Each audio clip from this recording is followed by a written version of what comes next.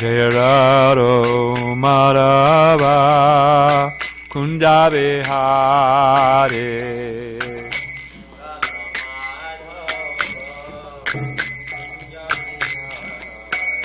Jaya Radha Madhava Kunda Vihari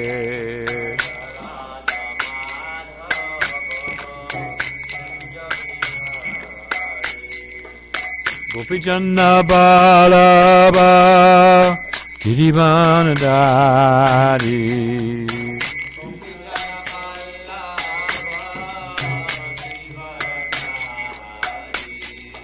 Gopijana Balaba Girivanadari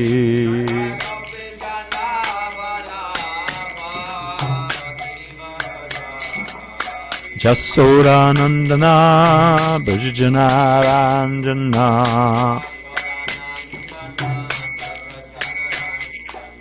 Jasodanandana Bhajanaranjana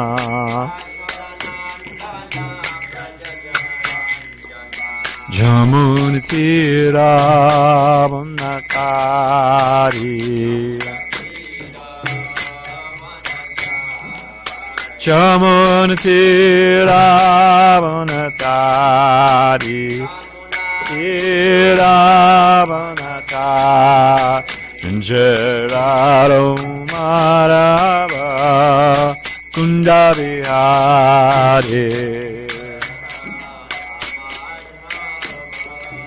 Kunda Vihari Gopijana Balaba Girivanadari Gopijana Balaba Jasodanandana Brajanaranjana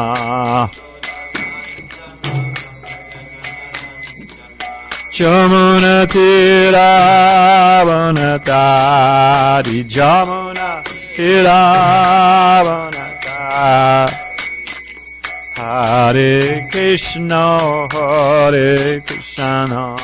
Krishna Krishna Hare Hare Hare Rama Hare Rama Rama Rama Hare Hare Krishna Hare Krishna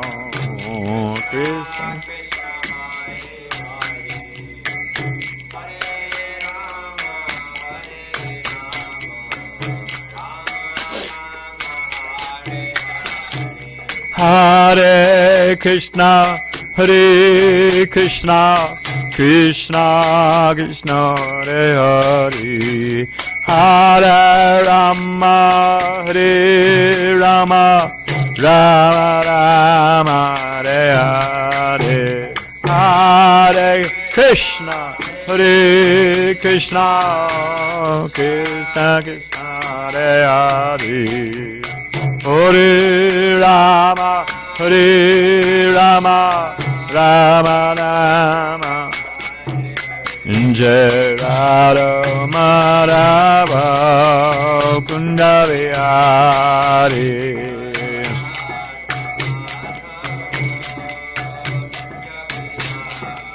Jaya Radha Madhava Kunda Vihari Radha Madhava Kunda Vihari Jaya Radha Madhava Kunja Vihari Radha Madhava Kunja Vihari Jai Om Vishnupad Paramhansa Puri Bhajikacharya Divine Grace Abhaya Children Bhakti Vedanta Sai Maharaj Srila Prabhupada Ki ISKCON BBT Founder Acharya Jagaguru Srila Prabhupada Ki Ananta Kotaveshta Binda Ki Namacharya Srila Haridas Thakur Ki Prem Shri Gaho Shri Krishna Chaitanya Prabhu Nityananda Shri Dvaita Gadadhar Shiva Sari Gaur Bhakta Vrinda Ki Sai Sri Radha Krishna Gopinath Shama Kunda Radhakund Giri Govardhan Ki Vrindavan Dham Ki Mathura Dham Ki Dwarka Dham Ki Navadip Dham Ki Jagannapuridam ki, Jamuna Mai ki, Ganga Mai ki, Tulsi Maharani ki, Bhakti Devi ki, Sambhita Bhakti Vindiki, Srila Prabhupada ki, Sri Radha Giridhari ki, Shri Krishna Sankirtana Jiga ki, Gopremanandi. All glories to the assembled devotees. All glories to the assembled devotees. All glories to the assembled devotees. All glories to the divine Lotus feet of Sri Sri Guru and Gauranga.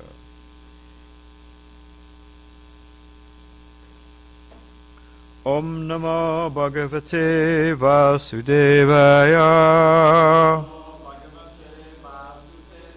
Om Namo Bhagavate Vasudevaya. Om Namo Bhagavate Vasudevaya.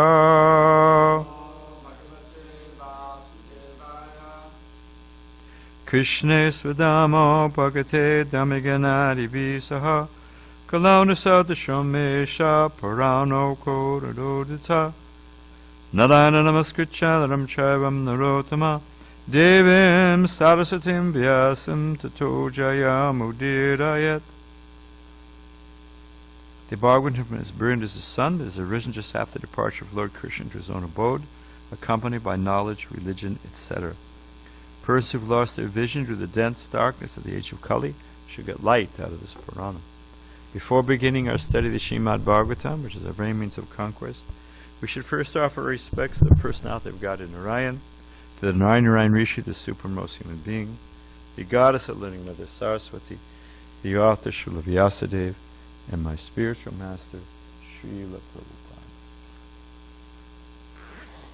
Well, I guess we'll chant the Sanskrit first.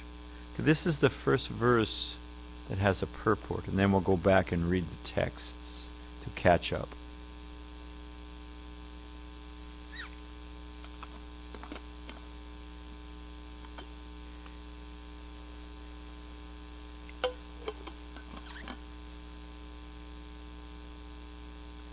Pushno hi apatayad dantan kalingasya yata balaha shapyamani garimani yo hasad darshayan dataha Pushno hi apatayadantan Pushno hi yandanam Kalingasa yata balaha Sapyamane garimani Yohasa darshayandataha Pushno Yapatayadantan Kalingasya yata balaha Shapyamane garimani Yohasa darshayandataha Pushno yapatayadantam Kalingasya yata balaha Shapyamane garimani Yohasa darshayandataha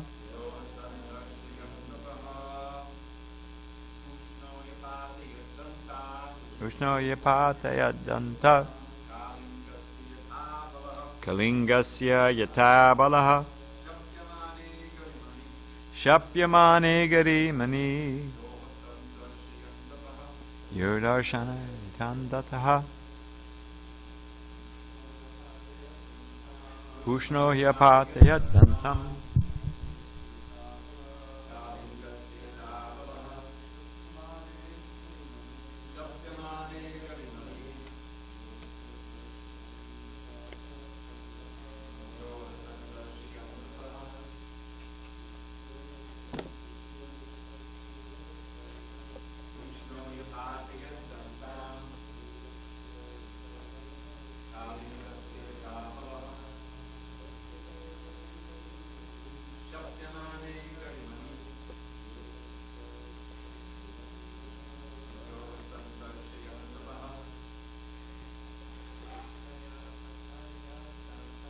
Ushno Antan Kalingasya Yata Balaha Shapyamane Garimani Yohasa Darshanandataha Vaishnavi Pushno Hyapatayad Dantam Kalingasya Yata Balaha Shapyamane Garimani Yohasa Darshayandataha Pushna Apusha. He since Apatayat extracted Dantan the teeth Kalingasya of the king of Kalinga Yata as Baladev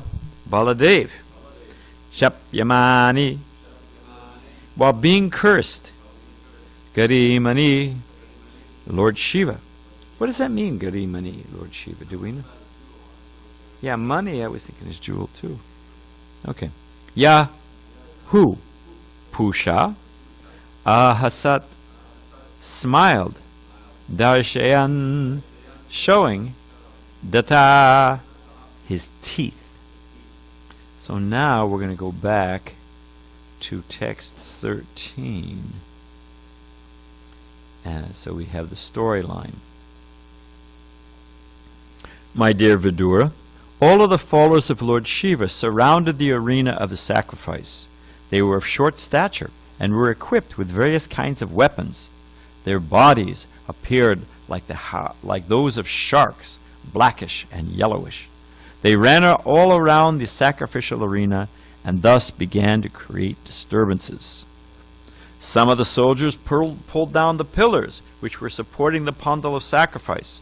Some of them entered the female quarters. Some began destroying the sacrificial arena. And some entered the kitchen and residential quarters.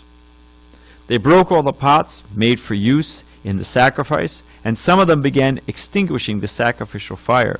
Some tore down the boundary line of the sacrificial arena, and some passed urine on the arena. Some blocked the way of the fleeing sages. Some threatened the women assembled there, and some arrested the demigods who were fleeing the pandal.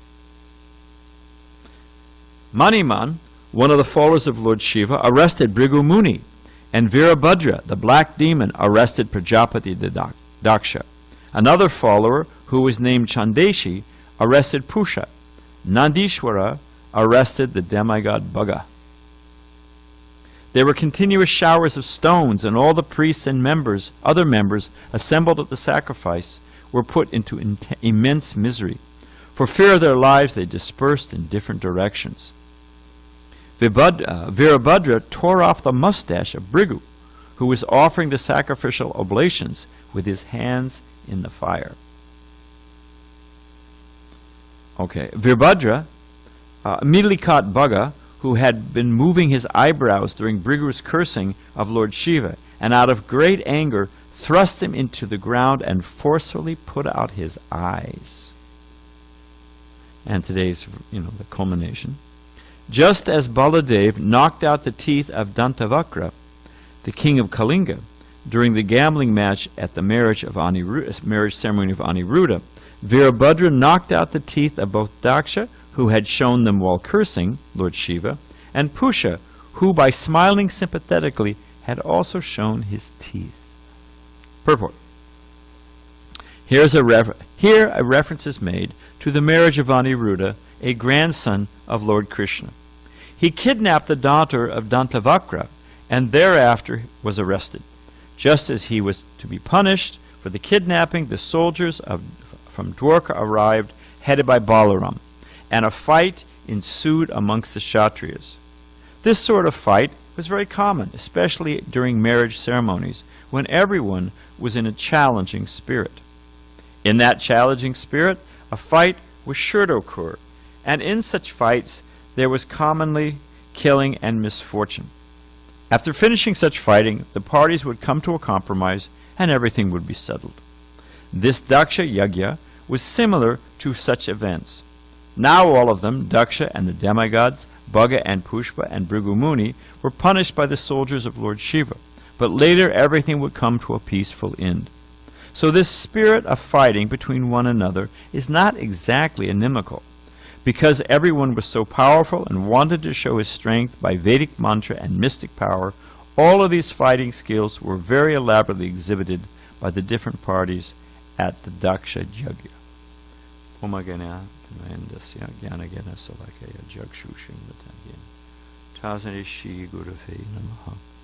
So a few preliminary points. Just see how detailed these juggas are. It is a science of its own sort. One of the principles of science is that it's duplicatable. You know, is that the right word? Is that a word? It can be duplicated. One can, you take the lab book and you follow the steps and you get the same result. And that's it's called the scientific method, inductive method. So, there was a great science for these things. They were not, like they asked Prabhupada one time, I forget where Prabhupada was arriving, but Prabhupada was saying that everything you've got in your modern science, we have in our Vedas. Prabhupada said, just like this airplane, you can chant a mantra, and 1,000 birds will come and carry you. Or you can chant a mantra and make anything fly. Prabhupada also told this to Tamal Krishna Maharaj. And Prabhupada was lying in his bed getting ready to take rest, and Tamal was sitting on a little carpet. And Tamal said anything and looked at the carpet, and Prabhupada said anything. And Tamal said he felt like he should hold on because he was about to fly out the window, So these things are there in the Vedic literature. So one can chant a mantra, birds will come and carry him. One can chant a mantra and make anything fly. Or, as Prabhupada said, you can take one of these demonic airplanes. They crash, they make noise, they're the highest pollutants, so many different things. So the newspaper reporter said, then why did you come on a plane? Anyone know Prabhupada's answer? Well, that's another one where Prabhupada said, just to be one with you. Nice answer. So, there is a science for all these things. There's a science for... Here's an interesting thing. Do you know, we've heard how the Paramahansa, how is the Paramahansa used as an example in our literature, other than Dravida? Who knows? What is a Paramahansa? A swan. And what's the analogy? You're on the right track. Yes, he can extract milk from... Oh, come on. Well, we had a docent from the, one of those, they do a tour guide, and his specialty at the SanDiego Zoo, his specialty was the birdhouse. There's evidently a whole... We could ask, what is it, Karlapati Prabhu? Who's our birdman? Yeah, we used to be Bhakti Karl. That's what he does. That's his profession. Oh, how do you say it? Karvajana Muni. Okay. Sorry, I was thinking it was Karlapati for some reason. Okay. So anyway, so this docent, this guy who was that was his thing, taking students and classes and stuff through the birdhouse. And there's a type of swan. It's a black African swan, I believe. I may have the type of swan. But, because I asked him, I said, hey, what about this? He was at the dinner programs many, many years ago. And he said this swan can separate milk from water. It can do it. You know how? It has an enzyme in its mouth that curdles the milk. So the milk becomes solid, and it has a strainer. Its mouth, because it eats, like, I don't know what, small plankton, or not plankton, whatever. But somehow or other, it has a strainer. So if you mix water with milk, it strains, it curdles the milk, through the strainer spits out the water and swallows the milk. Can actually do it.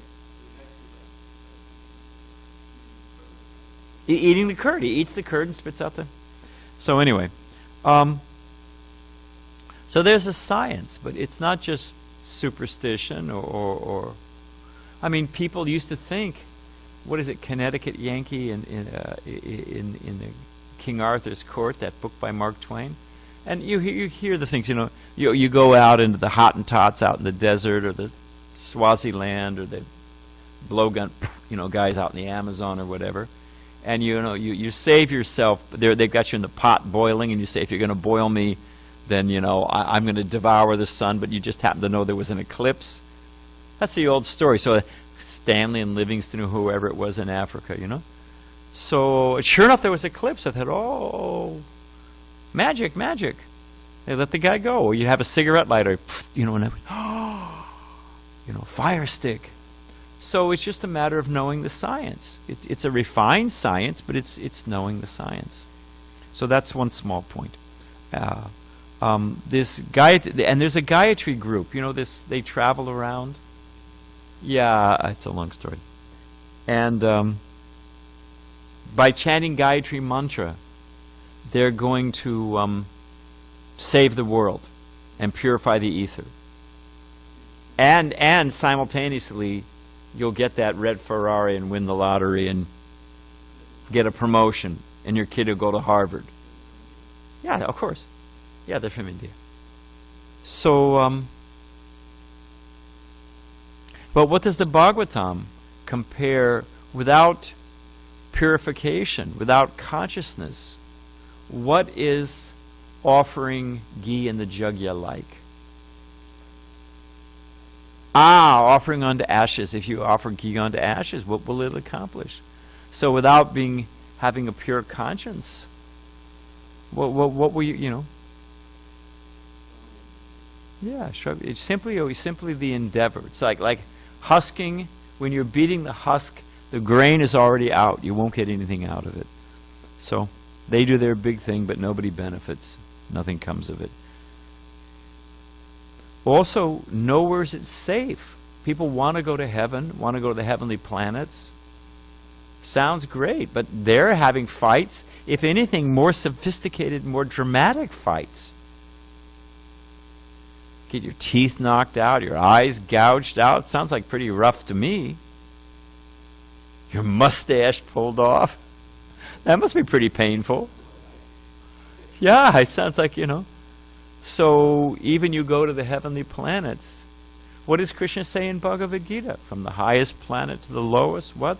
They're all great. Have a festival. Enjoy yourself. Forget all about me. Ki jai. Yeah, repeated misery, birth and death. So here we have, they're having a big festival, and yet it turns into a riot.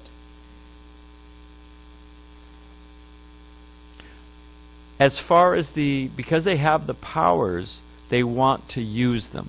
They want to show them off. It's natural. If you have some prowess, you want to use it.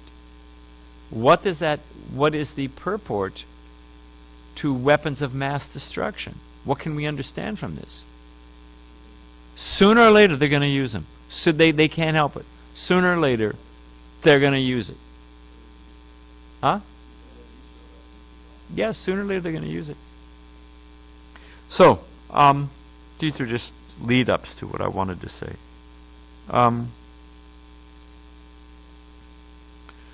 Sometimes the demigods are on top. Sometimes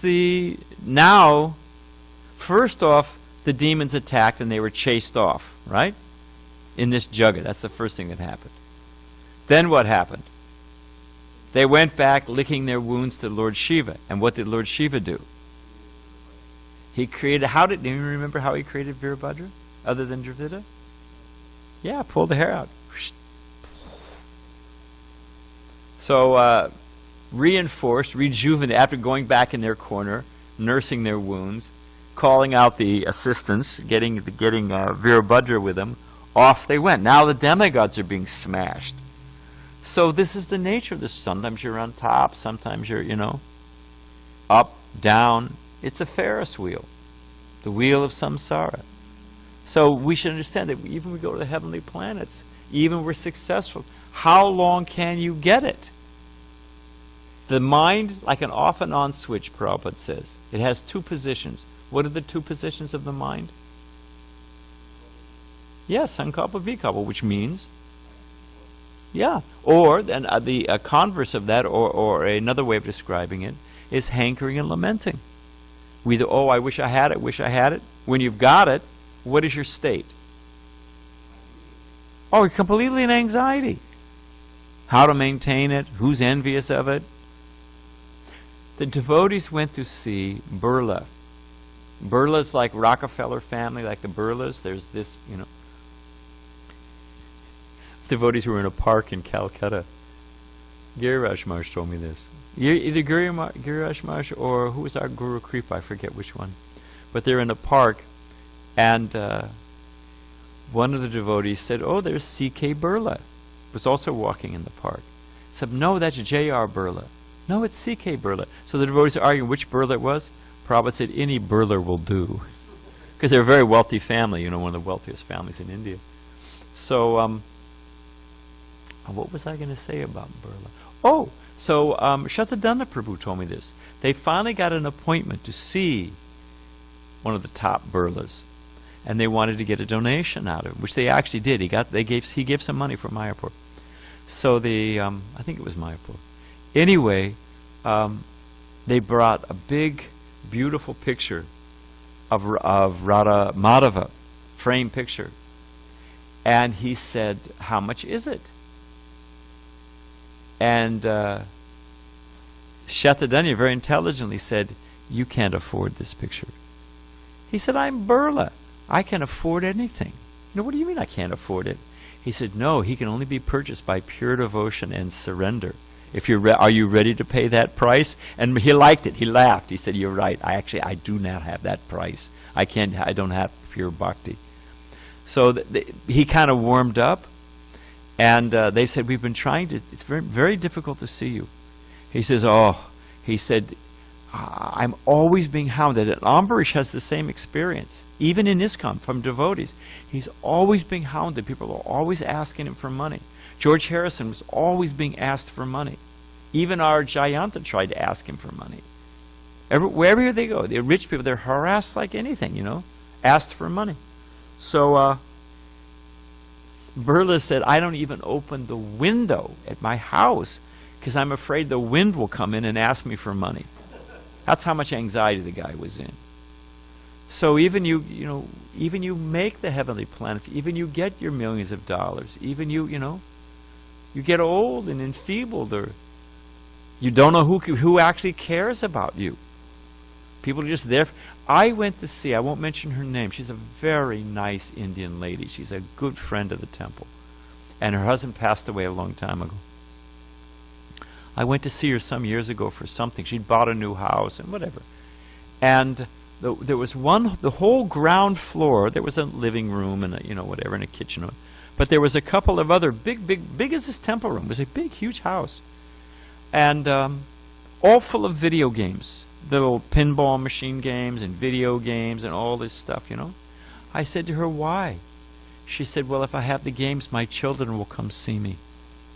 And it was so sad, the way she said it. It was like, otherwise, if they didn't have that, they wouldn't even care to come see their mother who gave their life for them, So you're on top, you're on the bottom, you're a deva, you're an asura. Everybody loses sooner or later. Therefore, an intelligent person says, what is the permanent status? Not how do I have a very good manager told me once, Abhiram, who was a very good manager, he told me, he said, I don't just fix things once and keep fixing them again and again. He said, I try to figure out a system that solves it forever. Instead of repeatedly, every time you remember, got to dump the trash, got to dump the trash, why don't you figure out a system?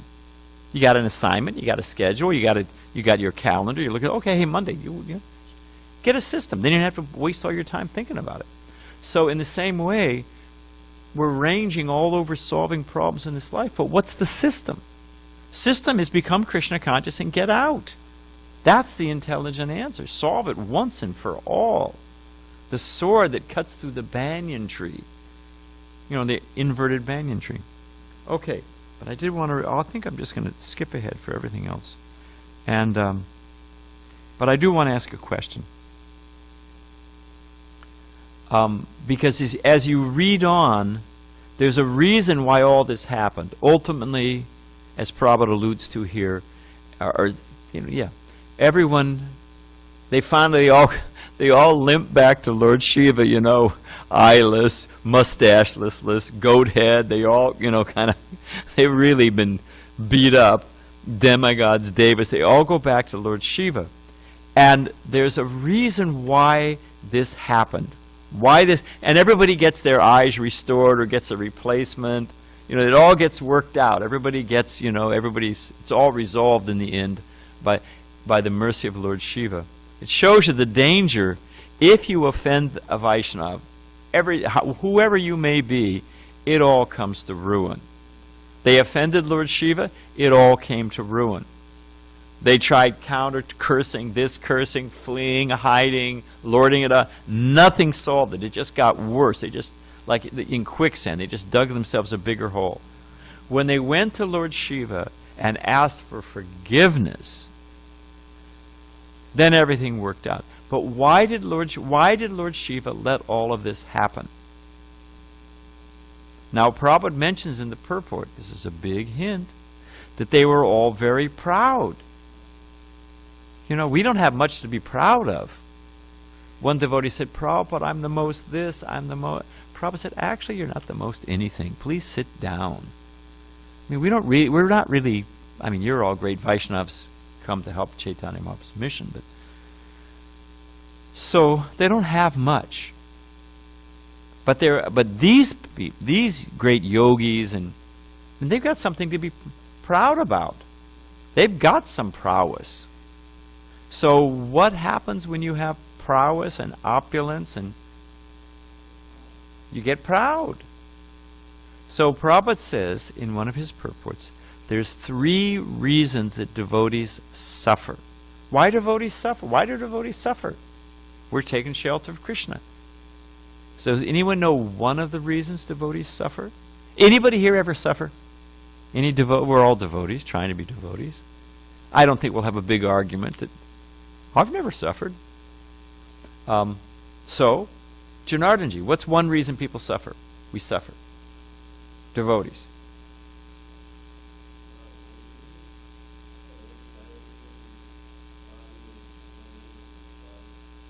Okay, I guess it's not really fair. I'm not being specific enough. Prabhupada lists in one of his purports, one of the reasons is token reaction. We've done something sinful in the past, and we get a token reaction. We stub our toe instead of getting our foot cut off. We get, bump our head instead of getting our head cut off. We, whatever it may be. You get a token reaction. Because you gotta, there's something there. So Krishna minimizes. What's another reason? Another reason is, Prabhupada's example, you teach the daughter-in-law by teaching the daughter. So anyone know from that analogy why devotees suffer?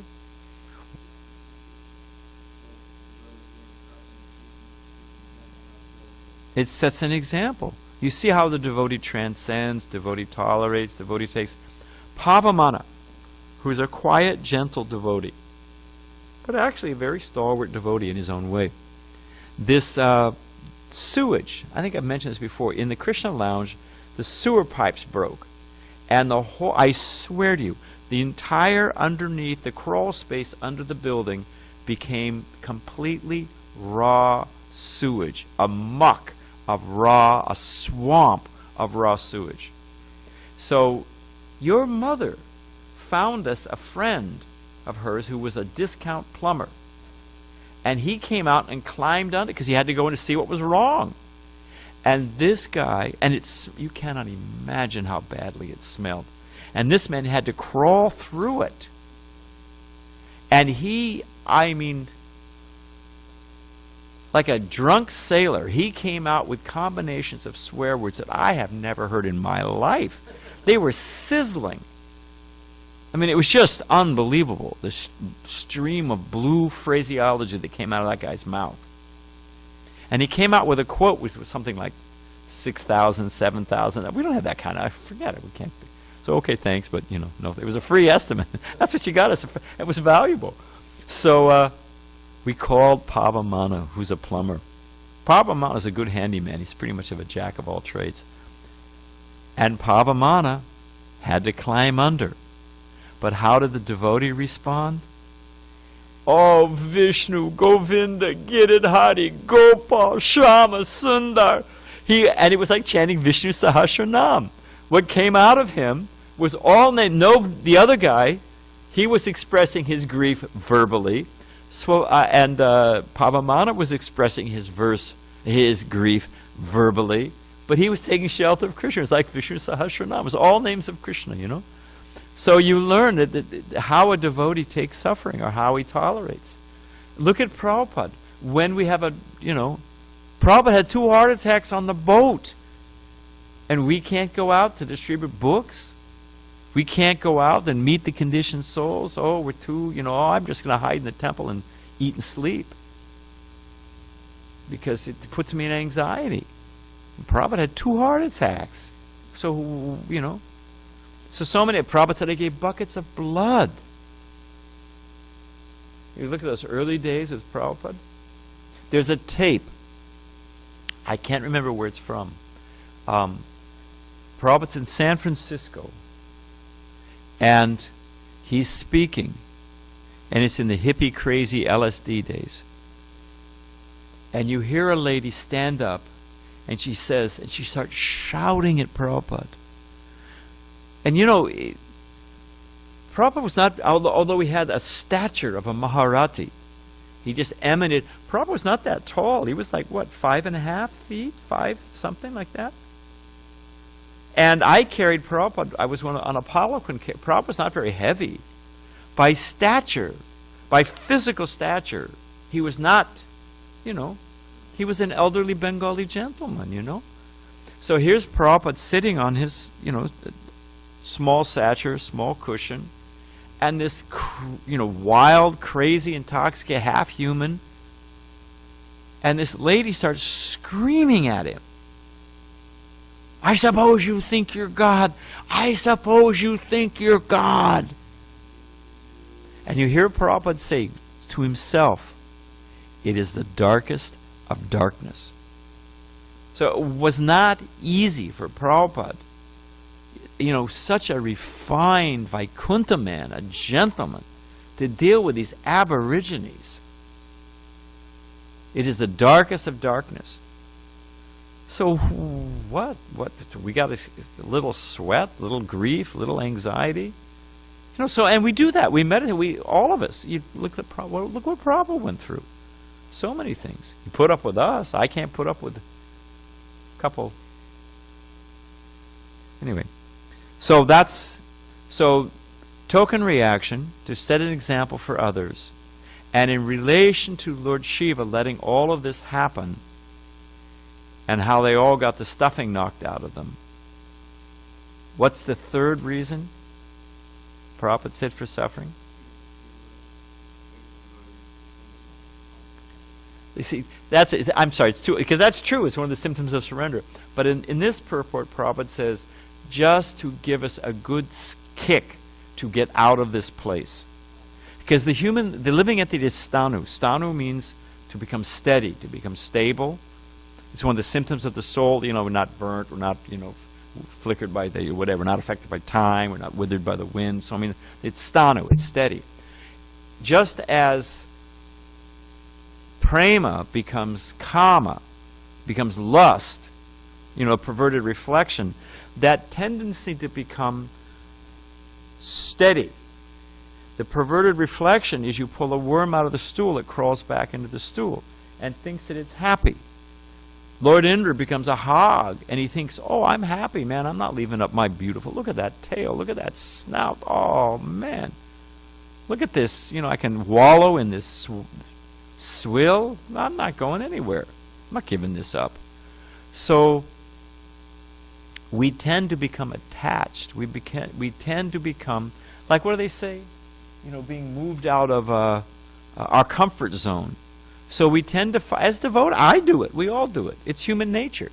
And part of it is just because this world is so painful that you just try to find a little peaceful spot where I get respite for a few minutes, mentally or physically. That's why people like to sleep, Dealing with the world is such anxiety, and let me just go to sleep for a while. So, but the point is, so we become comfortable in this world, and we don't advance. So every now and then, Krishna gives us a good whack, a good slap. Prabhupada said, don't stay here. So that's the reason behind this happening. And because we're over time, I keep wanting to read this thing about Lord Brahma. But the point is that we can just see how opulence, anger, attachment, all these things breed from as soon as one gets material opulence and doesn't understand that it's Krishna's, it belongs to Krishna. And what is that? What is it? We all come into this world naked. We all leave the world naked. What can you take with you? I'll end by a story. This is and I forgot it's a nice story. I forgot all about it. It's a Sikh story. And who was that guy? Govind Singh? Their gurus were Singh. They were actually, Prabhupada said Sikhism, Guru Nanak. It's a Guru Nanak, that's what I was looking. It was a Guru Nanak story. And Prabhupada actually, is it being recorded? Well, I'll say it anyway. And I mean it in the greatest respect. That Sikhism actually grew out of an emergency. They were actually Vaishnavas. But they're right up there in Punjab with all the pressure from the Muslims and fighting and the Mughals and all this stuff. And they have a martial spirit, so they were always getting in conflict, and the Mughals were always they were in a tough spot. So it's a little bit, it's kind of flavored with Muslim traditions, but actually they're Vaishnavas, and they worship Krishna. So it's an emergency. Like Vasudev said, you can have I'll give you all my children. Sometimes you have to in emergency, But the Govind Singh they were great devotees. So Guru Nanak was a Krishna Bhakt, and if you read that, what is their book? What is it? The Grantha Sahib? Yeah, you read that. They got a very nice principle of devotion. Anyway, here's the story. So Guru Nanak, a very wealthy man, and there's devotees that are there are wealthy people who are devotees. There are paupers who are misers, but one tends to become intoxicated if one is. So there was a very wealthy man, and his friend said, "Oh, Guru Nanak speaking. There's a nice sadhu speaking. Why don't you come? It'll be nice. It'll be enlivening. It'll be and we'll learn something." And the guy said, the rich man said, "I know these sadhus. They'll say surrender to Krishna, depend on Krishna, but afterwards they're going to hit me up for dakshin, for an umbrella, for some cows, for a house, some gold. I'm not going." He said, "They're just going to try to fleece me. He'll say some sweet words, and then he'll try to work me. I'm not going." So his friend said, "Oh, come on," tried to convince him, and then his friend said, "And there'll be a great feast afterwards. Rasgula, kachoris." The guy says, "All right, I'll go. I can sit there, and I'll just sit in the back and put my chadar over my head. He won't see me." So the guy goes, sitting there. The Guru Nanak speaking, and Prabhupada says the face is the index of the mind, so he can understand where the man was at, So when he finished his katha, he beckoned to the man. He said, "Come, I want to talk to you." And the rich man thought, "Well, here it goes. I knew it. I didn't sit far enough back, didn't put my chadar down far enough. Here it goes." And sure enough, Guru Nanak says, "I need your help." He said, "Can you help me?" In Indian culture, a sadhu asks you, it's difficult. You just don't, they have some piety. You just can't say no. So he says, "All right, what do you want?" Guru Nanak says, "I have this needle. I have this little needle I use for sewing up my dhoti, and if I something tears, I sew up my cloth." He said, I'm losing it all the time." He said, "Can you just keep this needle for me and give it to me in my next life?" What was the answer by the rich man? What did he say? Damodar Kumar. What do you think? I'm giving you these my glasses. Okay, you keep them for me and you give them to me in my next life. Can you do that? Wait, I'm asking Damodar Kumar. Can you give it to me in my next life? Why? Huh? You don't know where I am. I don't know where you are. And can you physically take these with you? Can, what is it? Sans hair, sans teeth, sans everything, Shakespeare? You got to leave everything behind, my friend, without anything. So the rich man got the point. I've got all my wealth, but what is the use? What can I do with it? Can't take it with me. So he got right to his heart. So similarly, the purpose of Lord Shiva doing this whole Leela was to help them all see that all of your power, all your potency, all of your plans, it all comes to nil. You just have to surrender to Krishna and become Krishna's devotee and get out of this world. That's intelligence. That's opulence. So we can end there. All glories to Srila Prabhupada. And we'll read about Lord Brahma's magic wand some other day. And how we're all under his spell.